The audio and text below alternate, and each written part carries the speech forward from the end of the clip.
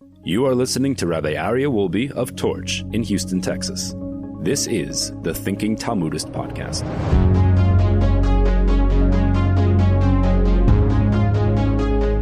All right, welcome back, everybody. Good afternoon. Welcome to the Thinking Talmudist podcast and class, of course. All of our podcasts are live classes. That's the secret here. The secret is I can't talk straight to a microphone. I can't talk to a microphone. I need to talk to human beings. So it's first a class, and secondary, it's on video, it's on Zoom, it's on podcast, but I need, human beings to learn with that help me focus and help me grow in my learning. It's all a selfish endeavor here. You know that, right? So it's for me to grow and to learn, and we're all on this journey together, hopefully. So the Gemara now discusses the rules for administering two charities mentioned previously in passing. Now we're in Tractate Bava Basra, 8b. We started last week in 8a.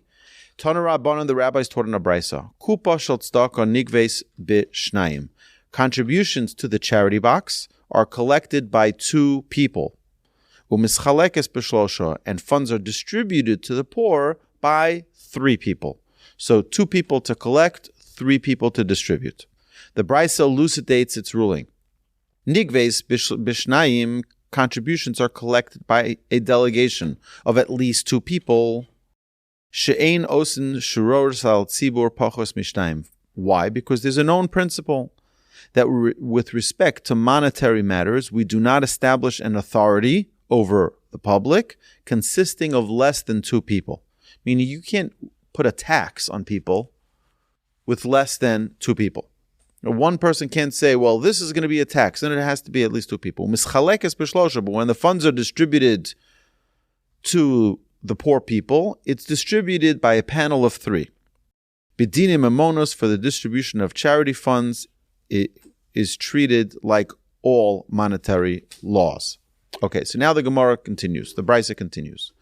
Tamchui nigves b'shlosha mischalekes b'shlosha, for the communal platter, which we mentioned last week. Mentioned that there's the platter and there's the charity box. There's certain qualifications that get someone into the platter and some that get people into the charity box. That is collected by three and is distributed by three. Shegibuya v'chiluka shavim, for its collection and its disbursement are on the same day. People collect the money, they give the money, and that's the way it works.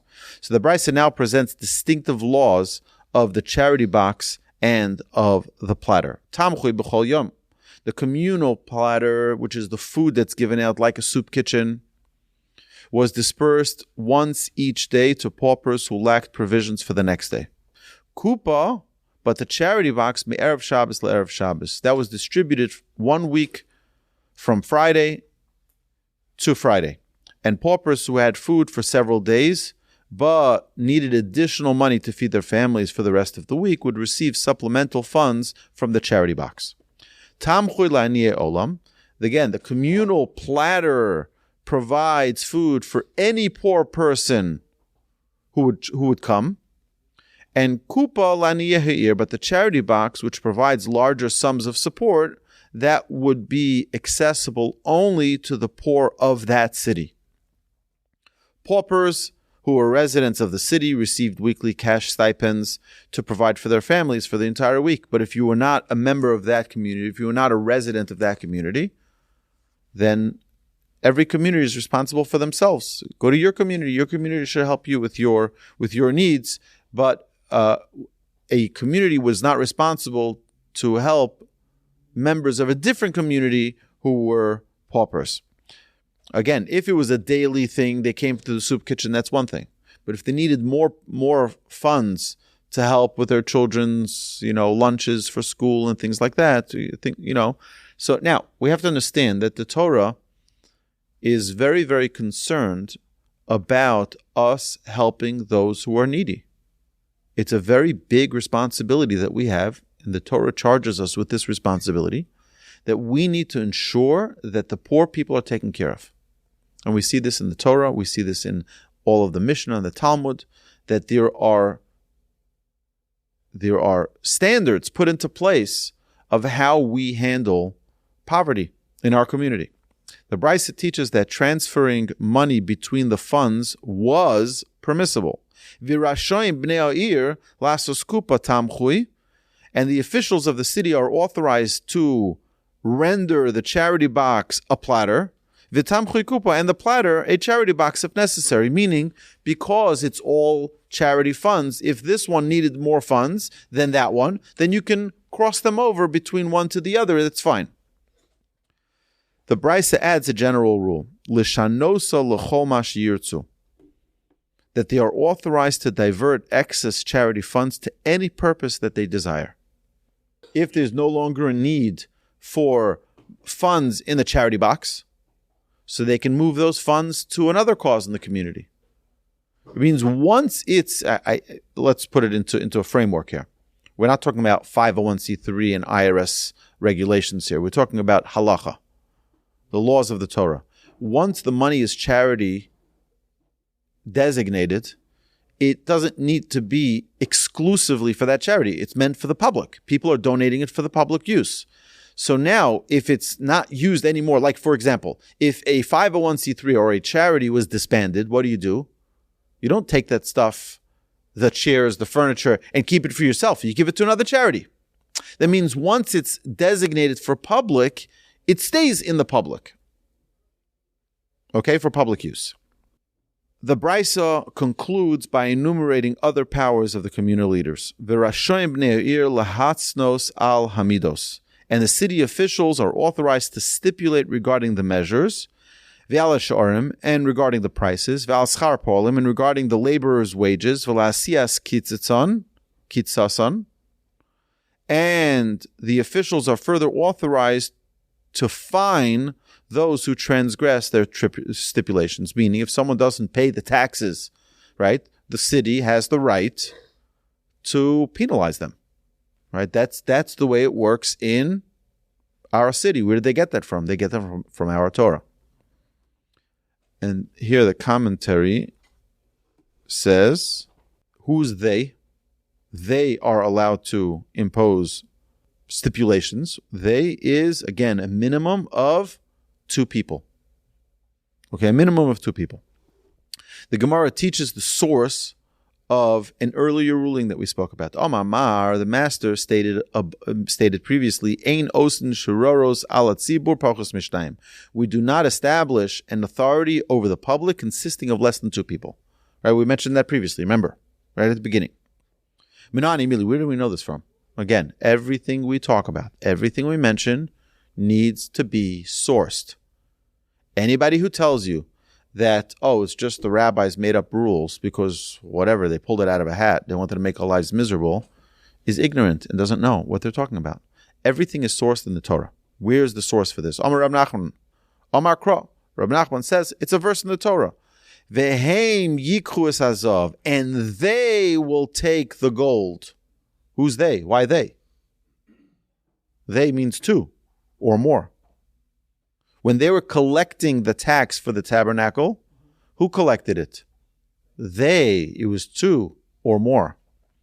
Scripture refers to the officials that collected donations from the public for the construction of the tabernacle, and it's stated they in the plural.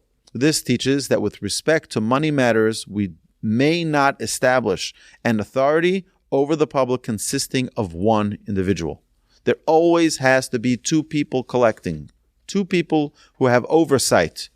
That's why in an organization, you need to have 3 people in an organization, right? By law in the United States, to have a 501c3 nonprofit, you need to have 3 officers because you're going to be collecting money and you're going to be dispersing money.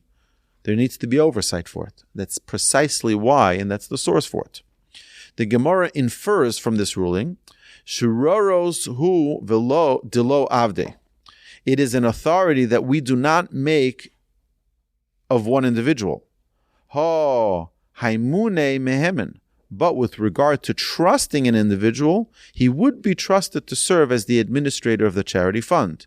Misayel Rav Chanina, this inference supports, right? So giving it out, he's saying, giving it out, you could trust 1 person, and he brings a proof from Rav Chanina.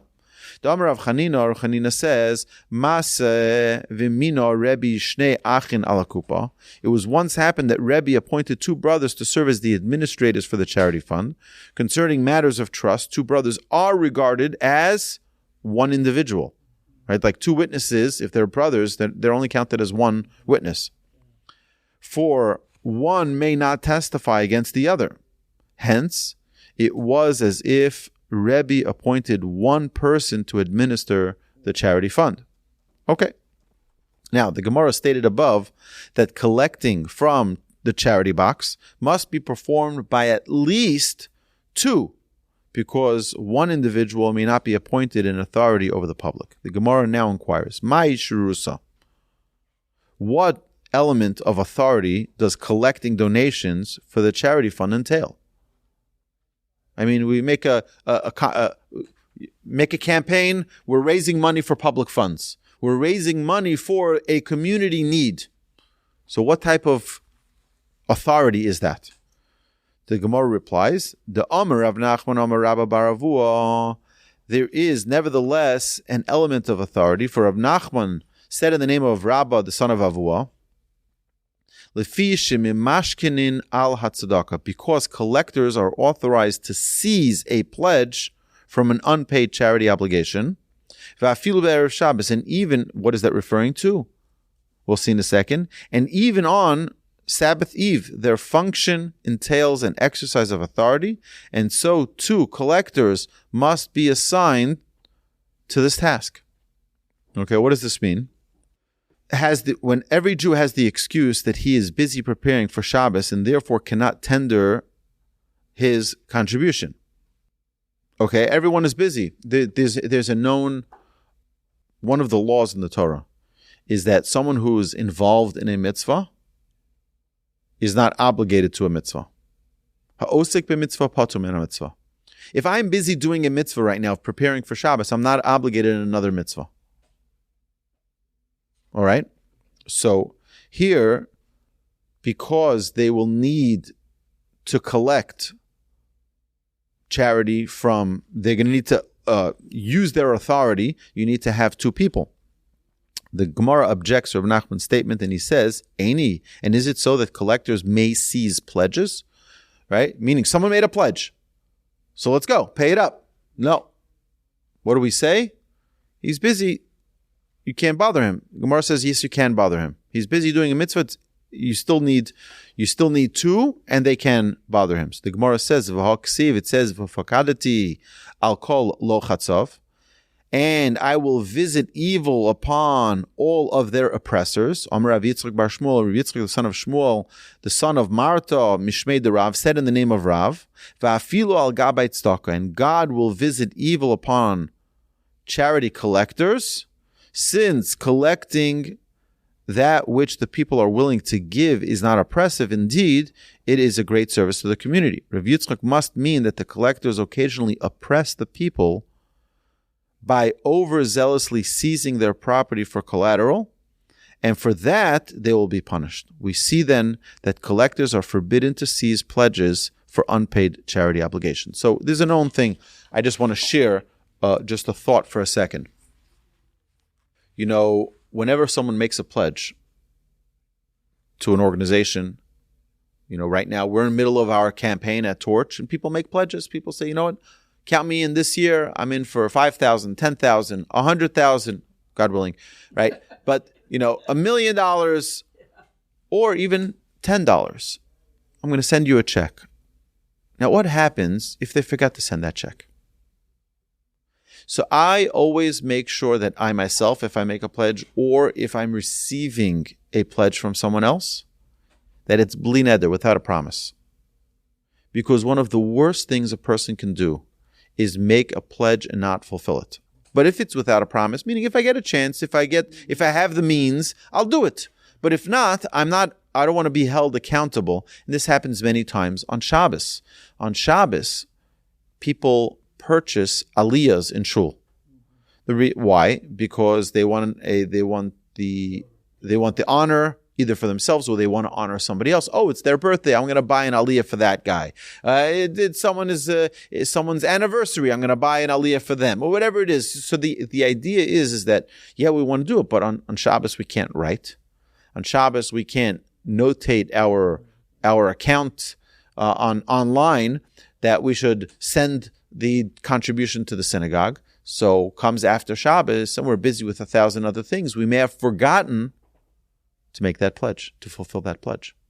And that could be very problematic, which is why it's proper for someone to say Bli Neder without a promise. Now, it could be theft, because imagine this. There are a few people bidding on a specific honor. So let's say they say, okay, Shlishi, you can't, Cohen and Levi usually only if there's more than one Cohen, then they can auction it. But if there's one Cohen, many shuls only have one Cohen, so you don't auction that, you have to give it to him. And Levi as well. So that's that. So they start from the third aliyah, that's usually where they start auctioning.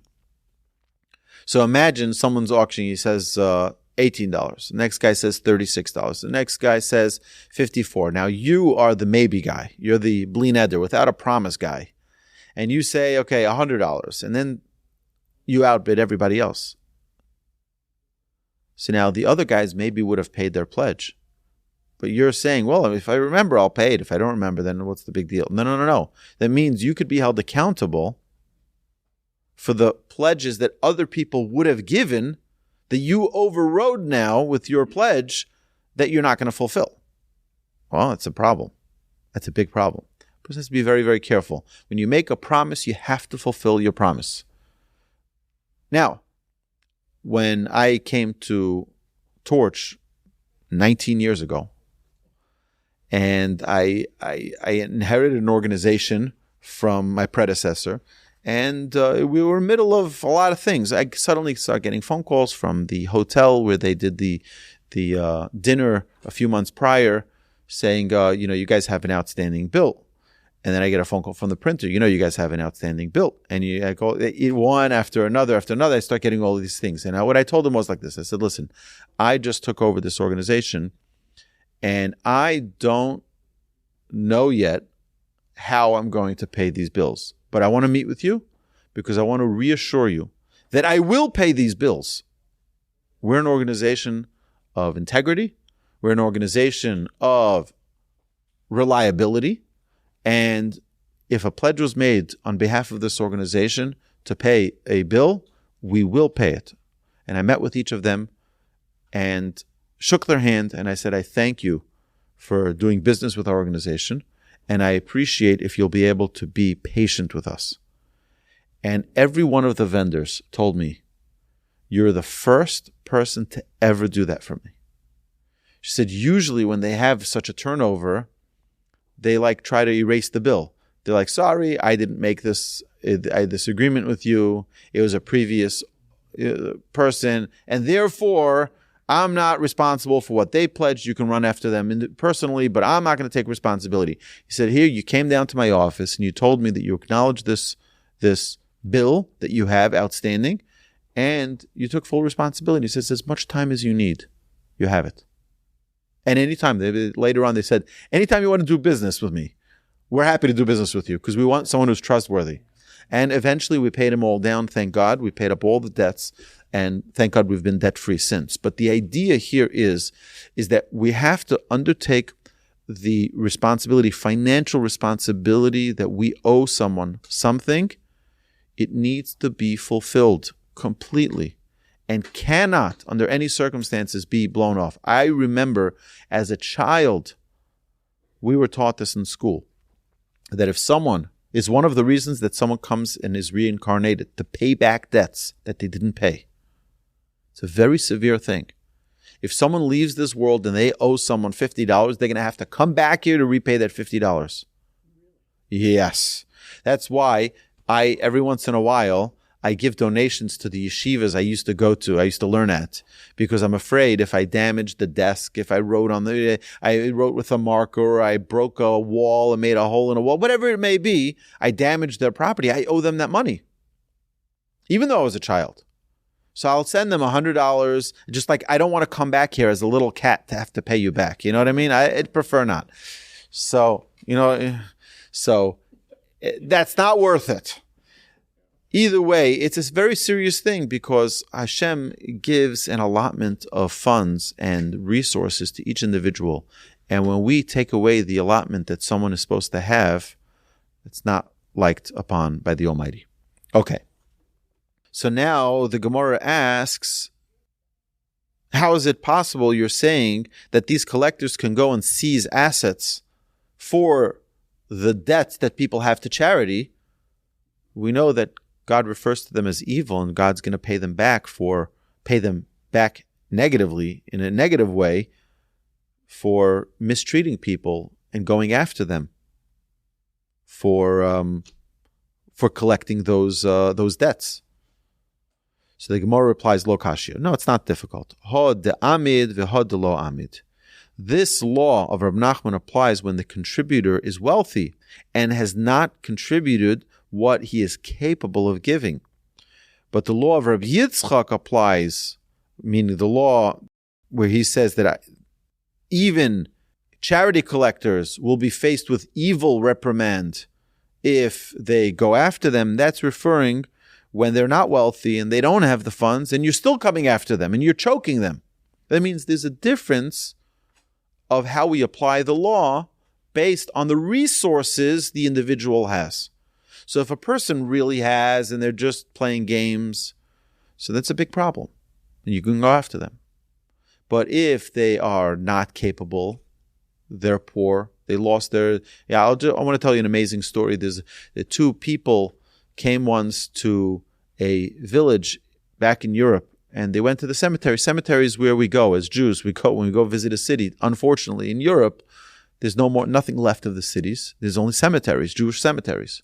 So you go to the cemetery, and they go to the cemetery, and they see that outside of the main cemetery, there's a grave.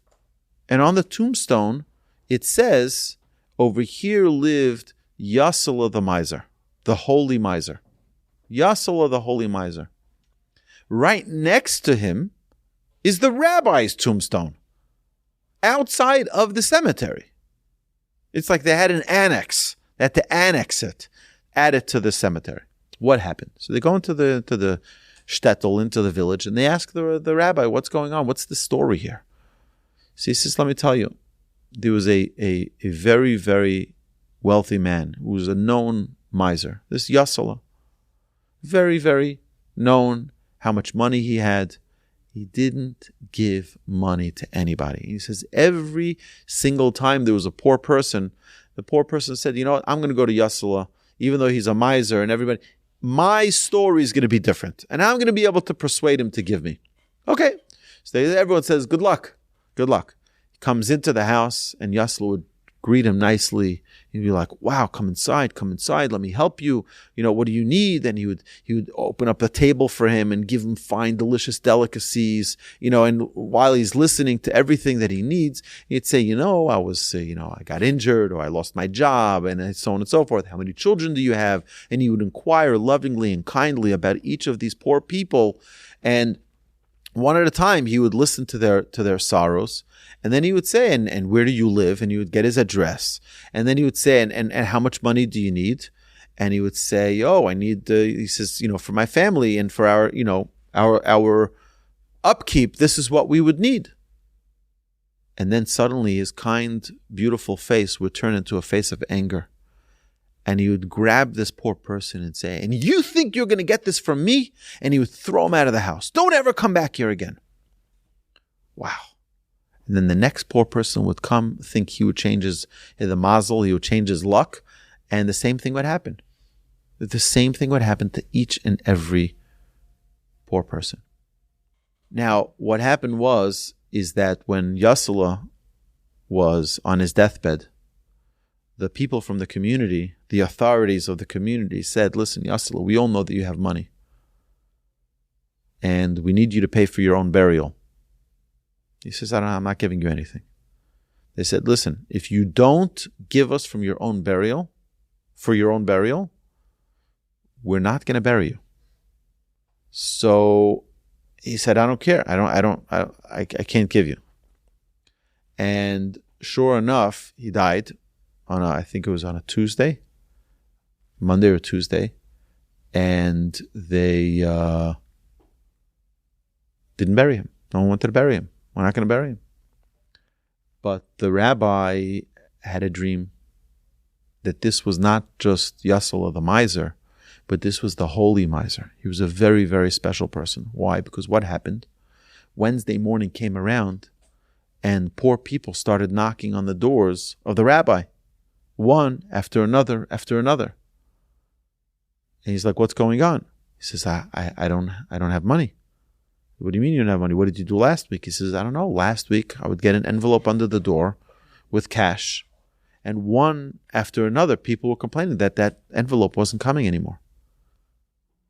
And then the rabbi realized that when he threw them out, he wanted them to not know that he was the one that was going to be supporting them. And he would put every Wednesday morning, because that's when you start preparing for Shabbos, he would put an envelope under each door. He would get all the information of how much money they needed. He would get the information of where they lived, and he would put the envelope under their door. And this Wednesday morning, they didn't get that envelope. Thursday morning, even more people would come to the rabbi. We don't have any money. We don't have, our support is gone. And they realized that it wasn't Yussel, the Kamtzin Yussel, the miser, but it was Yussel, the very, very holy miser. And he was already buried outside of the cemetery. But the tombstone, they made sure that they did correctly. The rabbi said, to honor this holy miser, I'm going to be buried next to him. And the rabbi was buried next to him. And generations later, the story was always told about Yussel, the holy miser. We never know what someone has, what someone doesn't have, and we never know what someone is giving to. I can tell you myself that I have been privy to information about charity contributions that people gave. I'm involved not only in Torch as an organization, but I'm involved in many communal matters. Involved in some of the Tomchei Shabbos, in supporting people who don't have food for Shabbos, and supporting many different projects. And there are many people who no one would ever know are funding institutions and funding projects and funding poor people that they walk around and they drive the simplest cars and they walk around, they're not wearing nice clothes, nice, real brand names, designer clothes, simple people. And these sometimes are the most righteous of people. They don't want anyone to know about their kindness. They don't want anyone to know about the things that they're doing. They just want to be private. And people go to them. Sometimes it's for loans, for private loans. People, have a family event coming up. They have a bar mitzvah. They have a wedding. They have a bris. They have a whatever it is, a bat mitzvah, and they need it. They don't have the extra funds. They go, and people who know that there's some people you can rely on. That even though they look simple, they look like they're not well-to-do, they're the ones who are helping constantly. Every institution that needs assistance, every individual that needs assistance knows that they have. And this is a special part of the Jewish people, is that we don't need to announce everything. We give things anonymously many, many times. Sometimes people like their names on things. That's fine. That's also fine. But when people do it with the heart, that's what's most important. It needs to be with the heart. I have many stories to share on this matter, but we need to continue the Talmud. Any questions so far? No, you need to have 3 people on the committee, and the Gemara is going to explain why. The Gemara is going to explain why you specifically need 3. It's important. For other matters, yes. Usually we go by majority rules. I'll just tell you a quick story. My great aunt, may she live and be well, her name is Bambi, and she was the head midwife of Shaarei Tzedek Hospital in Jerusalem. I've said the story a very, very long time ago. So if you heard it before, I apologize. We have some. So she was delivering babies every night. Unfortunately, she never had any of her own children, and she would be in the hospital delivering baby after baby every night on night shift for 50 years. She delivered over 50,000 babies. She delivered me and she delivered my son. My son Dovi was born in Shaarei Tzedek Hospital in Jerusalem, and she delivered some of my siblings as well in the United States. Like I remember my mother was once going into labor, and she was visiting there collecting for her charity, Bambi. So my mother says, "Why don't you come to the hospital with me and you deliver the baby?" So my mother says to the doctor, this young doctor probably delivered 16 babies, and he says to like, "What are your qualifications?" She says, "Whatever. I only delivered like." At the time, probably 35,000 babies. She's like, "Oh, I'm sorry. You can, please go right ahead." It's like, so it really an unbelievable woman. But one of the things that she would hear from the ladies who were giving birth is sometimes women were facing challenges at home with finances. A poor family, they're having a baby, and mother would be crying, "I don't know how I'm going to support the baby. I don't know where we're going to have money from." Either way, so she started a Matan Beseter, which is giving anonymously, an organization that is such a holy organization, because you'd give money to the organization and the organization would distribute it anonymously. Nobody knew. So the giver doesn't know who's the recipient, and the recipient does not know who's the giver. And they would support hundreds of families that needed on a regular basis, a little bit more for the holidays, for basic necessities. Very, very special organization. She was here in Houston a couple of times, and we had a fundraiser for her. I want to dedicate the learning that we learned today to her honor and to her, well-being, that she should be well. She should live many, many, many years in good health. Amen. She's already retired from the hospital, and Hashem should give her continued strength. So now the Talmud continues. Right. So look, people have to be right. So people have to be responsible. That's for sure. I'll tell you. I had a guy who came over to me one time. He says, "Rabbi, I need to meet with you immediately." He says, "I'm about to close." We met at Starbucks. I remember this as clear as day. You remember the story I told you. And he says, "I'm about to close a deal. I need your blessing. When I close the deal, I'm going to give you $50,000. And sure enough, I didn't hear from him after that. And I met him a long time later. I'm like, he's avoiding my phone calls. And he told me that, we closed the deal, and I decided instead of giving you that money, I'm going to invest it for you. I knew right away that it was not a genuine pledge. And some people, like, I believe in his heart he really meant it.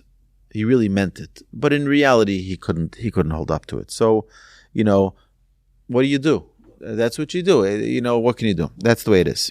Either way, Hashem has been very, very, very gracious with us and very kind with us.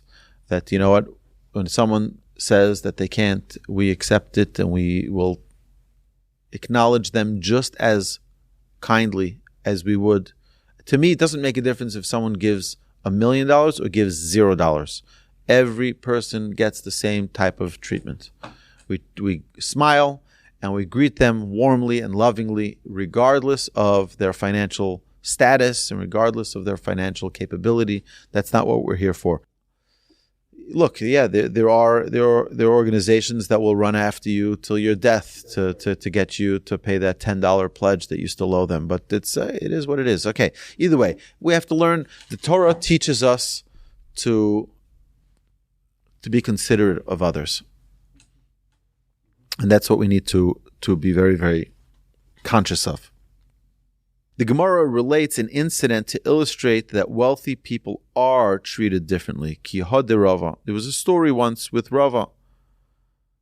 And we see that the rich may even be compelled to contribute from this story. Ichpei l'Rav Nosson bar Ami. When Rava was collecting for charity, he coerced Rav Nosson bar Ami, who was a very wealthy man, and he took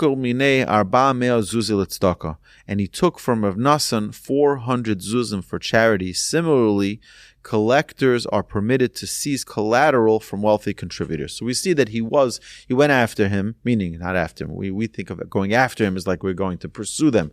He went and he was able to collect from him 400 zuzim for charity. Why? Because he was a wealthy guy. Someone who can do more should give more. Someone who can do less gives less. The Gemara extols the virtue of charity collectors. Okay, so this is for anybody who has issues with torch collecting money. Just know that there's some virtue to it. Okay. Veha maskilim yazhiru kizayar rikia, and the wise will shine like the radiance of the firmament. Hamaskilim yizharu kizayar rikia ze dayan shedon din emes lamito. This refers to a judge. Well, who's going to shine like the radiance of a firmament? A judge who renders an absolutely truthful judgment. His virtue will cause him to shine. The Gemara expounds upon the end of the verse, and those who make the many righteous, meaning those who bring merits to others, they will shine like the stars forever and ever. And who is that? Elu gabayit tzedakah. This is referring to the charity collectors, who, in the merit of causing the many to be will shine like the stars. So we think many times, and I said this, I was someplace this week and we were talking as a group, that people come and collect charity at our homes, in our neighborhood, people knocking almost every single day. Knocking. One is collecting for a charity in Israel, and one is for collecting. I had a guy came to me this week from Colombia. He runs the Jewish institution. It's an orphanage. It's a school. It's a synagogue. It's all in one. It's a study, like a torch center out there in Colombia. And he's collecting funds. And a mikvah. It's like one big community center, taking care of all the needs of the community. He came here to collect money. See? So we were discussing among friends, and someone stressed an irritation that they had. People are knocking on my door every day. I said, you don't understand. Do you know who's really knocking at your door? Hashem is knocking at your door. And we brought that Rabbeinu Bechai in the introduction to Parshas Kisavo in Deuteronomy. He says that when someone is knocking on your door for charity, it's the Almighty knocking at your door for charity. You have the opportunity to greet the Almighty and to show what type of kindness you want from the Almighty. We knock on the Almighty's door all the time. The Almighty says, okay, let's switch roles now. Now, I'm going to be I'm dressed up like a guy from Colombia collecting for an institution. No. It's really me, Hashem. Let me see how gracious and how kind you are. So, it's not always pleasant to be on the asking side, but the Gemara is encouraging that if you can, get involved in your synagogue, get involved in your JCC, get involved in your federation, APAC, you name the institution, get involved in something. By the way, everyone's welcome to help torch, but get involved and don't be afraid to ask. You're giving someone else the merit that they can support a good cause. You're giving someone else the privilege and the opportunity. And if they yell at you, your level of reward goes up a notch. The Gemara presents a different version of the above. B'masni satana, it was taught in a brisa, v'hamaskilim yizaru k'zei rakia, and the wise will shine like the radiance of the firmament. What does that mean? Zedayan chedandin emes lamito vigabayit tzedakah. This is referring to a judge who renders an absolutely truthful judgment and to charity collectors. V'matzdiki arabim kechochavim la'olam va'ed, and the second part of the verse, which says that those who make the many righteous will shine like the stars forever and ever. Who is that referring to? Elu melamde tinokos, those are referring to the school teachers who teach the children Torah. That is, by the way, not frequently rewarded appropriately. It's not common that a rabbi who's teaching the school children every day, it's a grind, first grade, second grade, you're teaching them how to read the alphabet, you're teaching them their first verses in the Torah, you're teaching them the first Mishnah they learn, you're teaching them the first Talmud that they learn. It's a grind. It's not easy. It's not always rewarding. You don't always see the results. Till they are out of high school and you see them in yeshiva studying, it takes many, many years to see the fruits of your labor. Guess what? That reward may not come in this world, but in the world to come, that you will shine forever and ever like the stars. That is a great reward. The Gemara asks, Kigon man, who is an example that fits the description of such a teacher? Amarav, Rav says, Kigon Rav Shmuel bar Shilas, a teacher such as Rav Shmuel bar Shilas, who is extremely dedicated to his students. Such a teacher is going to shine like the stars forever and ever. The Gemara relates an incident that illustrates Rav Shmuel's extraordinary dedication.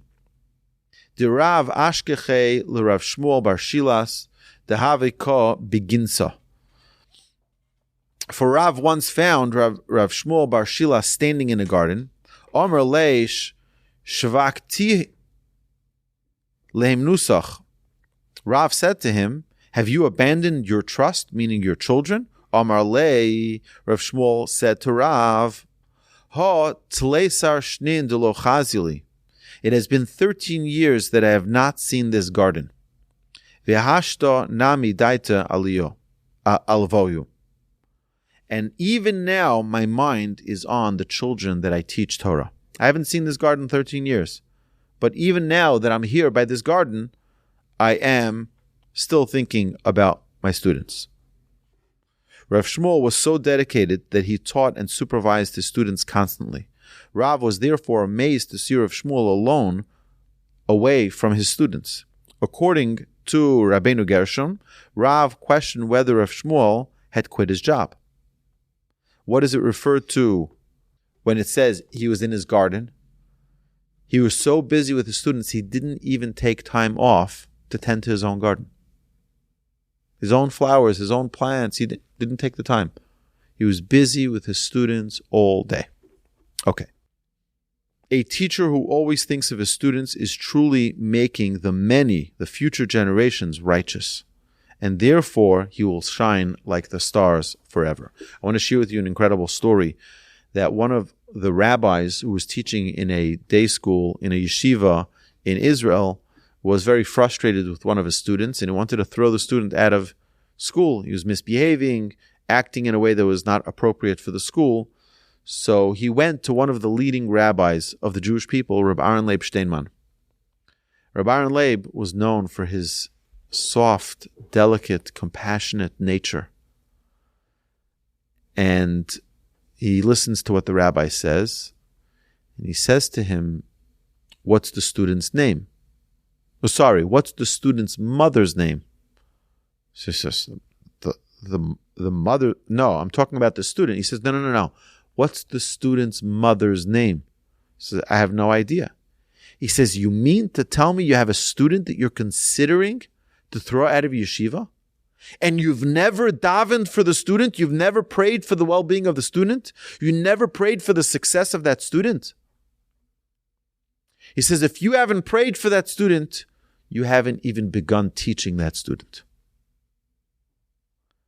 Very powerful lesson. I want you to know that my students are privileged to have rabbis and teachers here in our school in Houston, that every year before the school year, they send out a survey to the parents asking for the parent's name as well. Not only the child's name, but what's the parent's name? Because now every teacher has a list of their students to pray for them. You know what? The child has behavior issues in class. Why don't you pray for the student? Sometimes teachers just like, I don't want the problem in my class. Not my problem. No. You're there to be their mentor and their guide to help them. Maybe they're facing a struggle. Maybe they're facing a life challenge. Maybe the parents are going through a divorce. Maybe they just moved homes. Maybe there's something that's traumatic for the child. that you don't know about. As a rabbi who's caring and concerning, pray for your student. I want you to know that I pray for every single one of the Torch students. Not only those who are here in the class today and those who are listening, I do. I pray because everyone needs success. Everyone needs assistance. And you know what? I also pray for their livelihood, for their success, because that's we're a family here. We're a family here. It's not like I have my job, you have your job. No. We're one team. And we're united one another. Yes. The Christians who say, I pray for you, is I pray that you come to the recognition of my Lord and Savior and that you accept him. That's what they pray for. No. No, it's not that simple. I pray that every person succeed and maximize their potential in every area of life. In their marriage, they should be successful. By the way, I've had people come to me and tell me here in this Torch Center, say, Rabbi, I've had enough. I want to divorce my husband. I want to divorce my wife. I want this. I want that. You know what I do? I don't have the answers. I go and I pray for them. What else can I do? I don't have the magic bullet. I don't have the answers. I have no idea what to do. What am I supposed to say? I pray for them. Yes, there are some special people out there. There's no question. There's some special people out there yeah. Okay, so now after revealing the tremendous honors these worthy people will receive, the Gemara asks for Rabbanon Mai, and what is written about the rabbis who study Torah constantly? What's their reward? We know about the school teachers. We know about those who collect charity. We know about those who give truthful judgment. But what's about the Torah scholars? The Gemara answers, Amar Ravina. Ravina said that the honor to be accorded the rabbis is described in the following verse. Ve'ohavav ketseis hashemesh bigvuraso. But those who love Hashem shall be as the sun going forth in its might. The light that Torah scholars merit is the most brilliant light by far. So here's the amazing thing. I don't know if I'm a Torah scholar, but I know that I spend a lot of time teaching Torah. And this organization, imagine teaching Torah, having students, and being a collector of charity all in one. You get all of those merits by supporting Torch. Isn't that incredible? Hopefully we're Torah scholars. Hopefully I try. I every day try to learn more and more to advance my knowledge of Torah, to teach students, which we do, plentiful of that, and to be collecting charity. I'm not a judge yet, but I think it's a very, very special thing that people can support us. I want to share with you now the next Gemara. The Gemara discusses various laws designed to protect the reputation of charity collectors. Very important.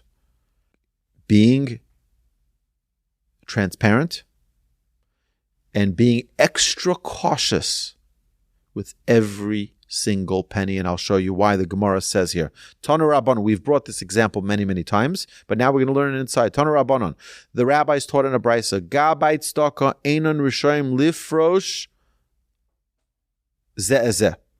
Charity collectors are not permitted to separate from one another while collecting, for one person collecting alone might be suspected of stealing. Aval poreish ze lishar v'ze l'chanos. However, this one may split off to the gate, and this one may split off to the store.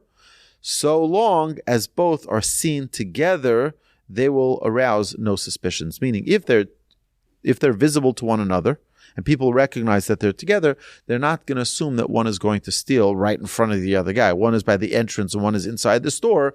You're not going to suspect that they are stealing. A second ruling. Matzamos bashuk, if a charity collector finds coins in the marketplace while collecting, so he's collecting charity for the charity, whatever cause it is, and while he's there, he finds $20 on the floor. Lo yitnem betoch kiso, he must not put them into his pocket. lest observers suspect that he is stealing money that belongs to the charity. Ela nosin letoch arniki shel tzedakah. Rather, he should put the coins into the charity fund's purse, and then when he reaches his home, he may take that money. Similarly, haya noshe b'chavero mana ufra'o bashuk. If a charity collector was owed a money, so you loan someone money.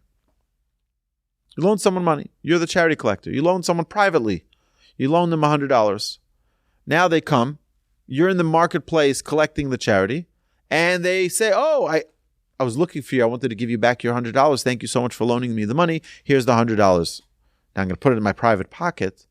It's going to look to the onlooker that it's going to be me taking the money, putting it in my own pocket, money that was designated to charity. She says, "Lo yitnenu l'toch kiso." Do not put the money into your own pocket. Ela nosnan l'soch arniki shel tzedakah. Rather, you should put the money into the charity fund's purse. And then when he reaches his home, he may take his payment. Why? So that it shouldn't look like something which is unscrupulous, something which is untrustworthy. It shouldn't look like he's playing games with the funds of charity. This is a very, very powerful thing for us to realize that there needs to be, in an organization that collects charity, in any charity, there needs to be oversight. Oversight not because we suspect, so that people should be able to rely on it. People should know this money is being handled appropriately because there is oversight, and therefore we have confidence that it's being done properly. And so that the people who are collecting the funds should not be suspected by others of being dishonest. Because that's the biggest fear. The biggest fear is that someone's going to say, "Oh, this Walby guy, I don't think you should trust him because there's no oversight." Like this, people know there is oversight and there's an internal audit annually and there's someone who's overlooking everything. Oh, that's something I can trust. And that's very important. It's very, very important for us to have the proper oversight over the things that go on in every institution, in every charity. So now the Gemara quotes another brisa that further instructs how to protect the reputation of charity collectors. Tanu Rabbanan, the rabbis taught in a brisa. Gabay tzedakah she'en lehen aniyim lechalek, administrators of a charity fund that have no poor people to whom to distribute money and thus are left holding the surplus of coins in the fund. So now they raised $100,000. They only needed $50,000 at the end. Now they have an extra $50,000 sitting in the fund and they don't have poor people to support anymore because thank God everyone's got a job and everyone's got to find livelihood. Now what do they do with that surplus of money? Partin le'acherim, they should exchange the copper coins for other people. Ve'ein partin la'atzman, but may not exchange them for themselves, lest people suspect that the collectors are allowing themselves a favorable exchange rate and are thereby stealing from the charity fund. So you want to pull it out of cash, right? You don't want to sit there with dollar bills. You want to put it into into the account of the right, or put it into coins that those days they didn't have banks, so they'd put it into bigger coins. But what's the rate for those coins, for those silver coins, the copper coins, whatever it was? So the exchange rate, you wanted to make sure that it was, in general, by the way, if someone is being asked to exchange money, to take out money from a charity, it's the same thing, by the way. The halacha says that if someone is in the marketplace and they're the charity, the person collecting charity or giving out the charity, they can't exchange it from their own pocket. They should, right? You have to be very careful. Similarly, administrators of a communal platter that have no poor people to whom to distribute the food that was collected, should sell the surplus food to others and hold the proceeds for purchasing for other food as needed. But they do not sell it to themselves, for they may be suspect of buying a deflated price. So let me give you an example. Perfect. I have a great example for this. So what happens, we as Torch, as an organization, we used to do dinners. You remember those dinners? So beautiful dinners. And the reason we don't do it because it's not profitable anymore. It's not, the way we do the current fundraiser is such a low cost to run such a fundraiser online. You do a fundraising dinner, it's a massive expense. It's not, it's mum and hegdish. It's holy money. It's money of the community. There's no justification for spending such kind of money. So what would we do? We would order wine, and we would order a lot of things that had to go through proper channels for TABC, for the alcohol and whatever beverage commission. So you had to order it through the hotel. But when we had leftover wine bottles, what do you do now with all those leftover wine bottles? So I would love to be able to buy that wine. Right? We bought it wholesale. You can buy it from Torch and then use it for my own self. But the halacha says here, the Talmud says you're not allowed to do that. You can sell it to other people, but you can't sell it to yourself. Why? Because people might suspect that, he's giving himself a discount on it. Instead of it being $10 a bottle or $20 a bottle, he's buying it for half price from his own organization, meaning from his own charity. Got it? You understand the case? The idea is that there should be transparency, and nobody should ever come to a point where they can suspect that you're doing something more favorable for yourself than if you were selling it to someone else. Right. So again, if there's transparency, meaning, let's say you have the 2 cases of wine, you put it on the table, you have a board, and you say, listen, I want to know if I can buy this at the fair market value. Right? And if they agree, then it's like buying it like anyone else is. But the idea is you shouldn't be doing this as me, myself, I'll put some money in the charity box, nobody knows it, take the bottles and bring them home. You got to be very, very careful of that, because that could be looked at as suspicious behavior. And we want to make sure that members who collect charity are on the up and up of integrity, that no one can even suspect that they were doing something which was questionable. So now the Brisa teaches a third law: Ma'os shel tzedakah ein monen osan shtayim shtayim. Charity funds should not be counted 2 coins at a time. Elo achas achas. Rather, they should be counted one by one to avoid giving the appearance of a dishonest accounting. Okay, you got to be very careful of that. What does that mean? That means that if a person is counting coins, we count coins, sometimes we count them 2 at a time. You count them 2 at a time, so it goes faster. Not with charity money. Charity money, you count 1 at a time. So nobody should suspect that you're counting it inaccurately.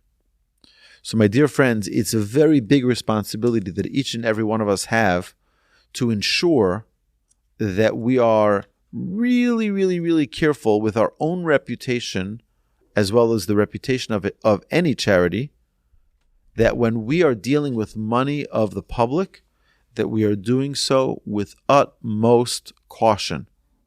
That not only we shouldn't do something which is dishonest, we shouldn't do something that looks to be dishonest. That's how careful we need to be.